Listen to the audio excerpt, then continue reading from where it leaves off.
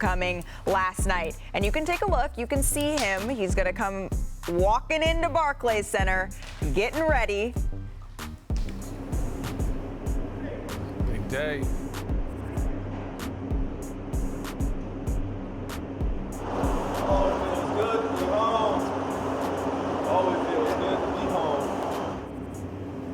And then just before the game, Kyrie took to the court to a standing ovation in Barclays Center. You can see fans, well, those are sitting, but they're excited to see him play. So under 5 minutes to go, the Nets down 4. Kyrie showing off his handles, drives, wills it high off the glass. Tough left hand, one of the best finishers in the game, both hands. Well, what do you think of this finish? Look at these handles first, working LaMelo. I'm here, LaMelo.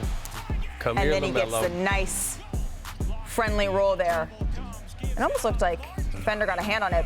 Oh, man, but cold-blooded Cody Martin. Tough shot. So Hornets up 4. Now they're up by 2. Bridges can't quite get it to go.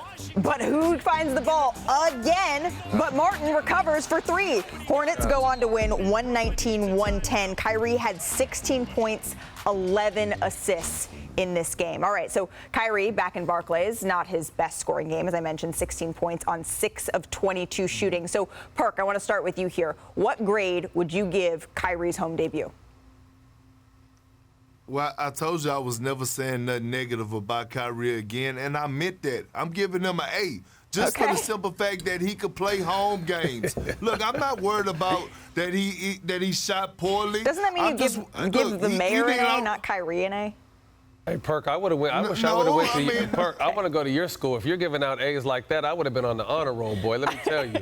But Matt, just the fact that he could be available for home games again, because it's important for the Nets. Like, Kyrie didn't already blessed us with a 50, a 60, a 43. He had an off night, so what? Yep. But he's going to bounce back. But for the Nets to have him, because we all know KD needs him more than anything, especially in these home games. So I'm gonna give him an 8. Yeah, just because he's home. Yeah, I'm gonna give him a C. I'm gonna give him a C. And again, it's just an off night. Ooh. He still had a double-double, 16 and he said, 16 and 11. And as Perk stated, the most important thing is he is a full-time player now, and they know moving forward that they're going to have them. They're not going to have to mess with their lineup. But also, it's very important to have Kyrie back. It was an off night. Don't count on that, whoever the rest of the opponents are the rest of the season, because Kyrie is Kyrie. That's right. But Sarah Kustok made a really interesting point on the Nets broadcast last night, and it was this. When you're talking about the play-in tournament, you're talking about one game.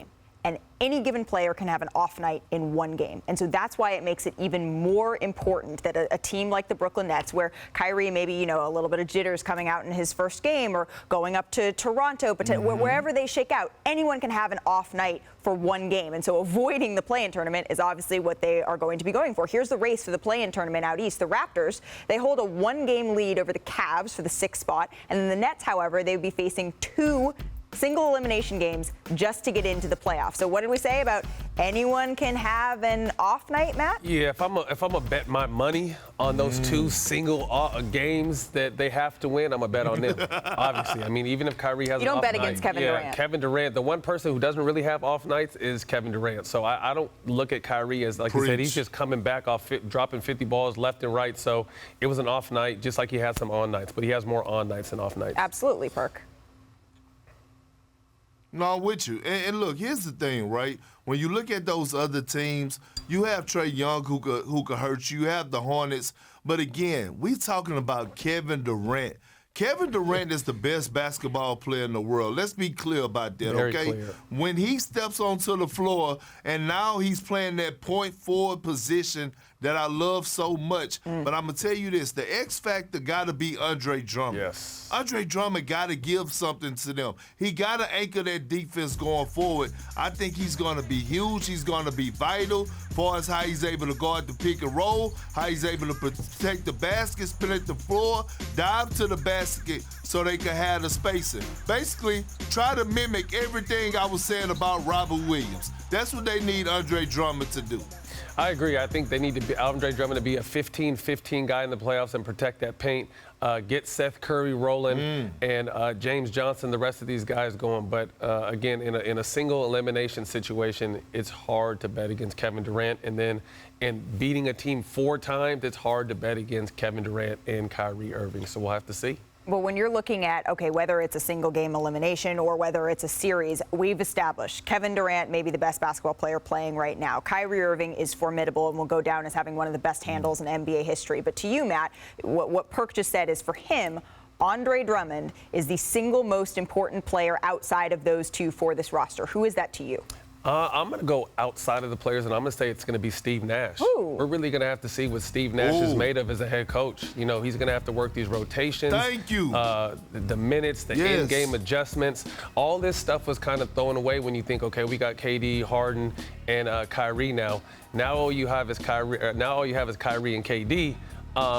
Who knows if Ben Simmons comes back, but we're really going to see how good of a coach Steve Nash is because it's going to take a lot of strategy for this team to continue to move on through the Eastern Conference playoffs situation. Well, Perk thinks you are speaking the gospel right now. Andre Drummond, though, I will say, just watching him play in person against Memphis, it was so interesting to see what he's able to do and what he unlocks for this team because he seemed to feel that every offensive board, it is his mission to go and get. And if he can be playing at that level. Thanks for watching ESPN on YouTube. For live streaming sports and premium content, subscribe to ESPN+.